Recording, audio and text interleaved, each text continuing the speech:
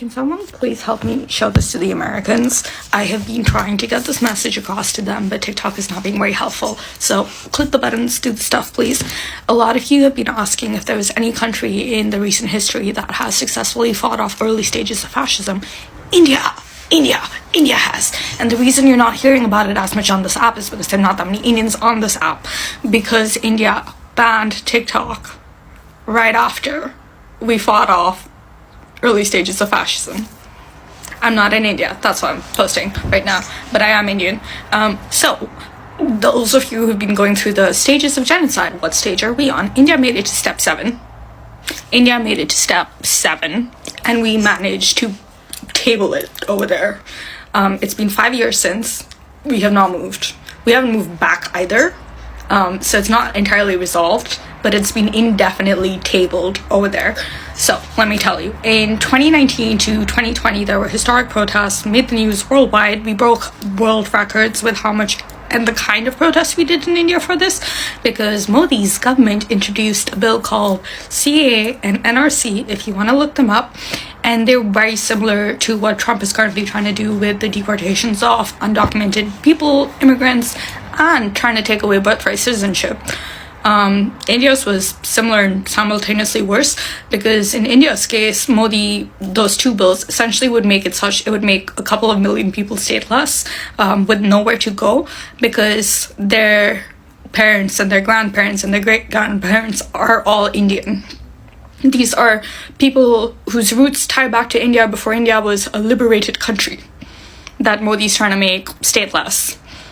It's not like we're gonna deport you to where your migrant parents or grandparents came from. No, these are Indian people from the freaking start. How many people do you know who migrate to India? They don't. These were Indian people. So those of you who've been going through the stages of genocide, what stage are we on? India made it to step 7. And we managed to table it over there. It's been 5 years since. We have not moved. We haven't moved back either. So it's not entirely resolved, but it's been indefinitely tabled over there. So let me tell you, in 2019 to 2020, there were historic protests, made the news worldwide. We broke world records with how much and the kind of protests we did in India for this, because Modi's government introduced a bill called CAA and NRC, if you want to look them up, and they're very similar to what Trump is currently trying to do with the deportations of undocumented people, immigrants, and trying to take away birthright citizenship. India's was similar and simultaneously worse, because in India's case, Modi, those two bills essentially would make it such, it would make a couple of million people stateless, with nowhere to go, because their parents and their grandparents and their great-grandparents are all Indian. These are people whose roots tie back to India before India was a liberated country that Modi's trying to make stateless. It's not like we're gonna deport you to where your migrant parents or grandparents came from. No, these are Indian people from the freaking start. How many people do you know who migrate to India? They don't. These were Indian people. Hard and fast, that's not a thing. These were Indian people, but he was trying to be like, your passport? Useless. It's paper now. And these were bills that actually got passed in our government, but they were not able to enact the bills because of the protests that all of the Indians got together and did. Again, record breaking, Google it. We protested for 365 days straight. There were some cities that held protests every single day for 365 days. Other cities had it weekly or twice a week or thrice a week. And in fact, in Delhi, there was this one area which had 24-hour sit-ins. This one place had 24-hour sit-ins for 365 days. So people would come and stay there in shifts. They wouldn't leave. So I feel like it's taking a general strike to the next level. Ask me any questions you have about this, but please research this if it is helpful to you in any way, because truly, after that, the government was like, oh, we really can't act on these. Because people united collectively and they were like, fuck no. No. Those are our people that you're trying to make homeless. And we all know from seeing what's happening in America right now, when you try to deport that many people, what happens? They go to camps. That's why Genocide Watch was called in India fairly early on by the official organization. And at some point, finally, the EU took notice and they were like, we see what you're doing. And they wrote a very heavy legal open letter to India being like, stop it.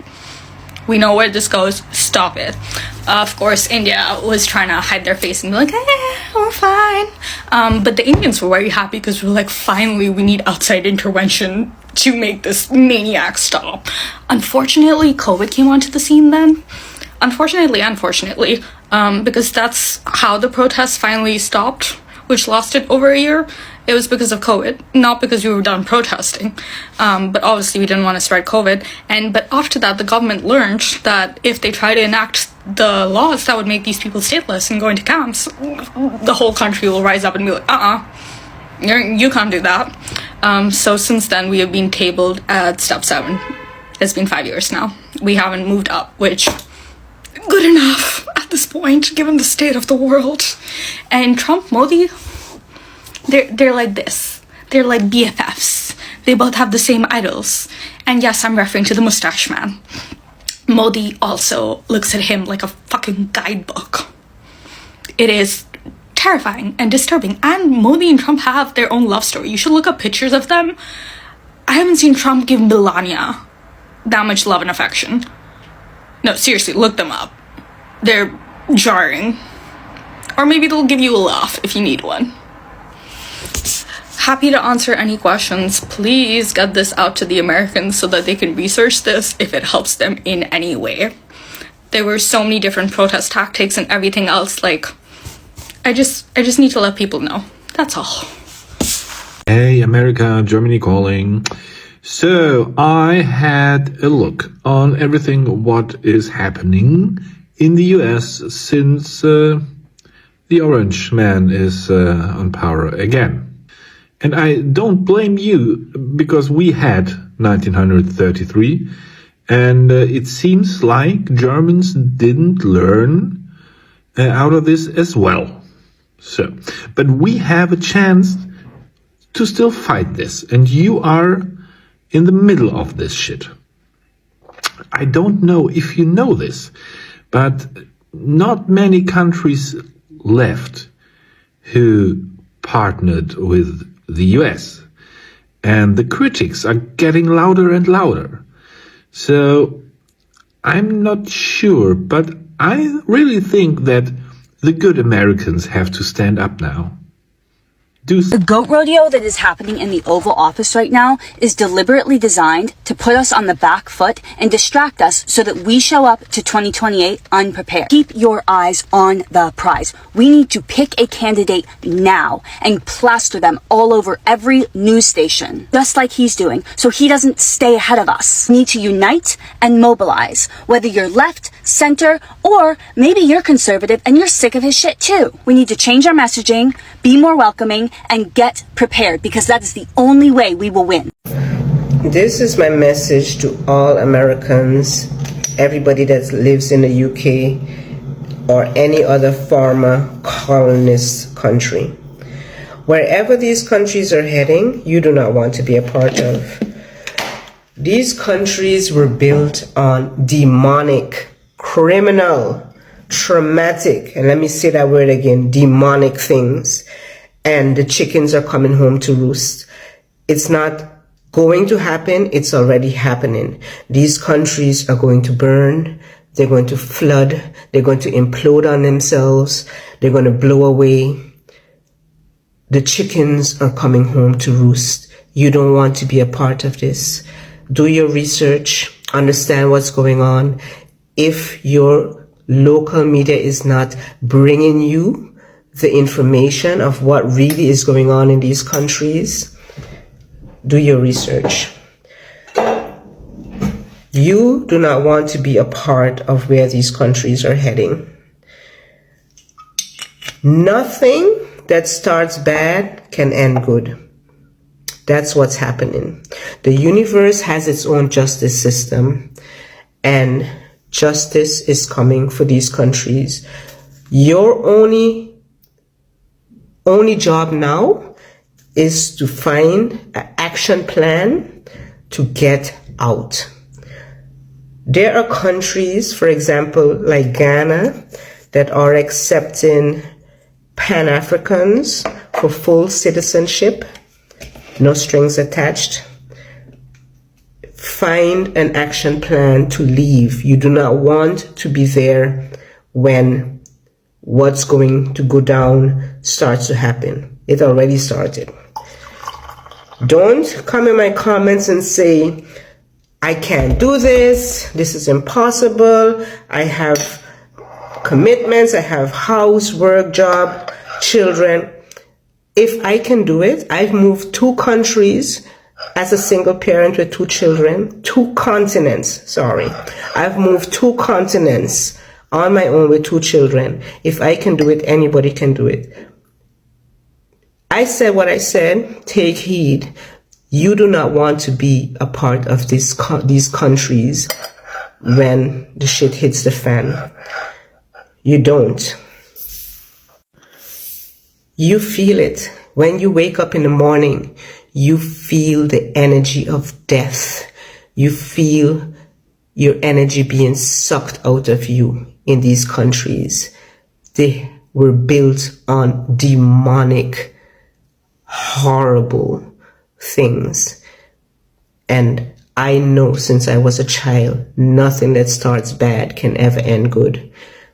The chickens are coming home to roost. They're here. Find a way to get out. You don't want to be a part of this trauma that's coming down on these countries. Guys, I am so tired of explaining to people why the orange man is a bad person. I am so tired. And I feel like this is all I've done for the last 10 years. And I'm tired of the, well, what about this person? Well, what about this person? Stop with the what about ism. Another person doing a bad thing doesn't negate the original person's bad thing. The orange man is a bad person, is a felon, and was convicted of SA. But part of the problem, and I can acknowledge this, is that there is no way for people to know what is the truth and what's not anymore. And that is a result of all the propaganda that we have been fed, a result of social media, all that jazz. I told my husband that to me it feels like the door riddle in Labyrinth, where there's one that always tells lies and one that always tells the truth. And I actually had to look up how she solves that riddle because I couldn't remember. How do you tell someone that always lies from someone that always tells the truth? And by the way, the answer to that riddle is a really stupid loophole where you ask each one what door the other one would say is safe and you go with the opposite one. Anyways, I also don't like how social media and the orange man have made this culture where it's okay to be mean and it's an asshole, and in fact you often get rewarded for being so. I don't want to live in that type of world. I believe in basic human decency, and apparently that makes me a radical now. And this isn't limited to one generation either. Part of the problem with Gen Z is their aversion to cringiness that has honestly just made y'all mean. Like, let people be weird and have their freak flag fly if they're not hurting anybody. But hey, this goes for everybody. I don't understand why we as a society put sociopaths and narcissists on a pedestal while demonizing those that are just telling you to get involved with your community and be a little more social again and do what we were meant to do as humans and collectively come together to solve problems. And if you're a MAGA that wants to come debate me in the comments, I promise you that I will be kind and respectful and present facts, but I will not be kind and respectful to the orange man.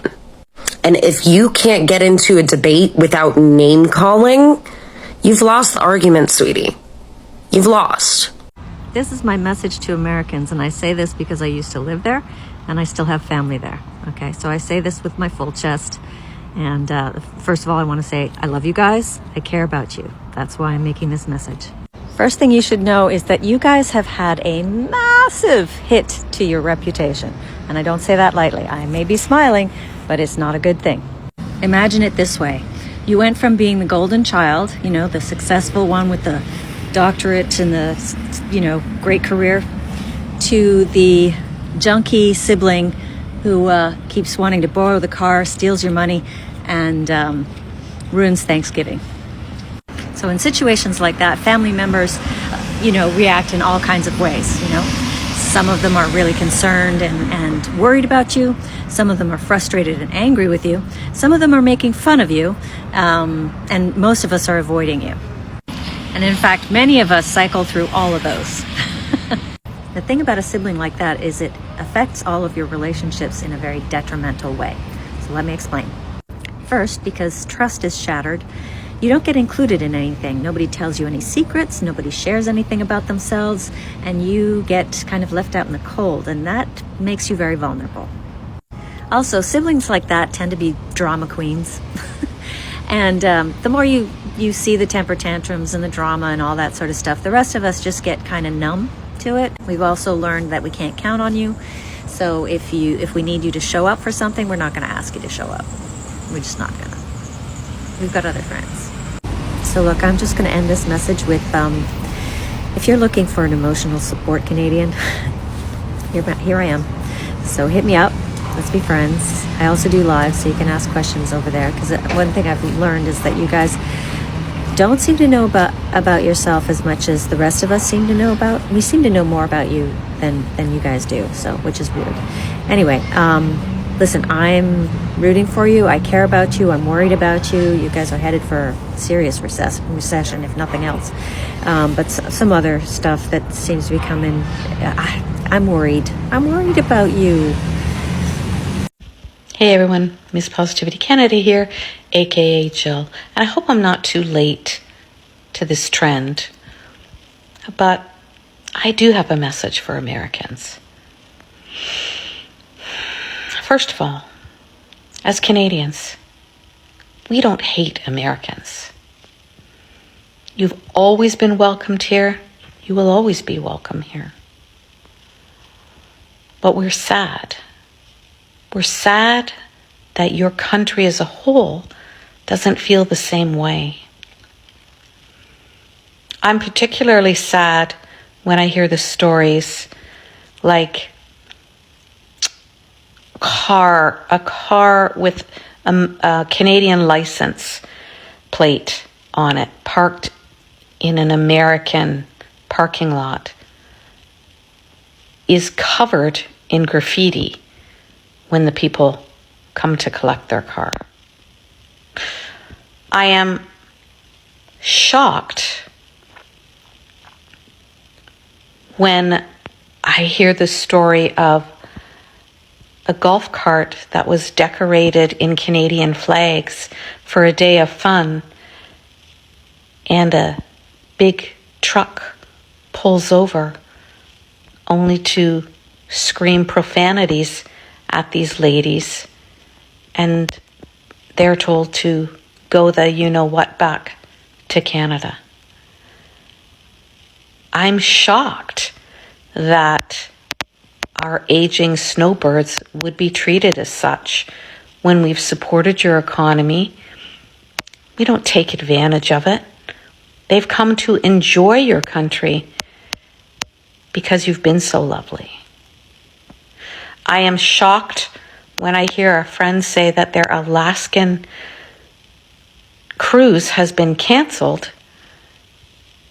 because the company that they're dealing with doesn't want Canadians in Alaska. These kind of stories, and they're not just stories, they're facts. They're factual stories. These are the kind of things that are frightening. And yes, it's happening to Canadians, but it's happening to people in America, the LGBTQIA, the minorities that are scared and they're going to be deported, and the list goes on. So if you think you are immune to it, you can think again. as I've said before, I won't go to the United States of America because I'm scared, to be honest with you. I got on here on a live not too long ago to be attacked by MAGA people. My regular live normally has, 40, 50 people on it. And all of a sudden, there were over 500 MAGA people on attacking me and the people who were on the live. But remember, we do not hate Americans. We don't respect those MAGA people. We don't respect your president. And we have to make our own choices to protect our own country. Just as you would. And unfortunately, I live in a small place and I only have one room. And for all of you who have asked if you could come and stay with me, if I could adopt you, I totally would. But my room just isn't big enough. Dear Americans, how are you doing? I'm just checking in on you here. And no, I don't mean the Trumputin bots. I mean the real, sensible Americans who are horrified about what their government is doing on the federal level, the domestic level, and also the international level. Government obviously burning up its allies at pace and letting down lots of US-built structures around the world and internally. And I know it's stressful for a great many of you, so just checking in. How are you? How are you feeling? Stick it in the comments. I want to know. And there'll be other people from across Europe and around the world who want to know as well. Are you mobilizing? Are you avoiding? Are you reading up on resistance literature? Are you just taking care of yourself and family because you're exhausted and you're knackered by all of this? Where are you at now? What are you doing? Because we care and we're staying in touch and we want to know. So let us know what's going on. Also, if there are any particular stories that we should be aware of that you know about that you're just not seeing in the mainstream press, do let us know. And if there are any initiatives that are happening in the States that you would like us outside the US to engage with, let us know, because obviously in Europe we've got this capacity that we're now building up and we're all rallying around European identity and, putting more on defense and, all of our leaders slapping Zelensky on the back. And then in Canada, Canada's in proper kind of like Canadian fervor at the moment, banning all American goods on the shelves, getting rid of your wine and beer and Starlink and what have you. So Canada knows what to do and they can embrace that and enjoy that. And as you know, I'm trying to bring, the Canadian and the European together as well. But a lot of that has quite general sort of anti-American sort of flavor in it, doesn't it? But of course we haven't forgotten about you guys that are at the closest end to all of this stupidity and aggression coming out from Trump and Musk and Vance and all of that kind of stuff. So let us know how you're doing, what you're doing, how you're feeling, what you want us to know about, and what you want us to do to help to magnify messages or just to be aware of. Thanks and take care. Hang in there. We're here with you. We're all in this together. We're your allies and you're our allies. And remember that. Dear Americans, I'm speaking to you from outside of your borders, from a world that is watching, worrying and hoping. So my name is Epila Evans. Though I'm not American, your choices shape my future and the future of millions like me. Today, I'm here to say the world cares about you, what's happening in America, and let's talk about it. Your new tariffs meant to shield your economy are sending shockwaves globally. Prices of every goods, food, clothes, phones are climbing, hitting your family hardest But it's not just you. You know, in many countries, even across Europe, Asia, and beyond, markets are trembling. A trade war could cost jobs, raise prices, and deepens divides. The worst cares because when American falters, we all feel the weight. Then there's deportation. Policies like making living immigrants as dead in your social security system aren't just bureaucratic, they're heartbreaking. These are people who pay billions into your economy. About 22.6 billion US dollars of social security, 5.7 billions to Medicare every day. They are workers, neighbors, and dreamers. When you push them away, you don't just hurt them, you dim the light of nation built on hope. The world cares because we have seen what's happening when humanity is forgotten. We don't want that for you or for us. And your social security crisis, 7,000 job cuts at an agency already stretched thin. This isn't just numbers, it's your grandparents waiting months for help. Your disabled neighbor left in limbo. Staffings at a 50-year-old, and the system teeters on collapse. The world cares because social security inspired safety nets globally. If it crumbles, it's a signal that no one's safe, not there, not anywhere. Americans, I know you are strong. And stronger than this. The world doesn't just watch, we root for you. Your unity, your compassion, your resilience have inspired us before. Reject division, embrace fair trade, and that lift workers, immigrations, policies that honor contribution and commitment to protect social security for all. The world cares because your America can still be a beacon. So if you have a message to any American out there, or if you have something that you want to share to all the world, please write down in the comment section so that the world can read and people will know that the world cares about America. So dear Americans, we love you, we care for you. Despite everything, stand up. You let be listened. Okay, don't forget to like, comment, and subscribe. You can share with your friends. Thank you.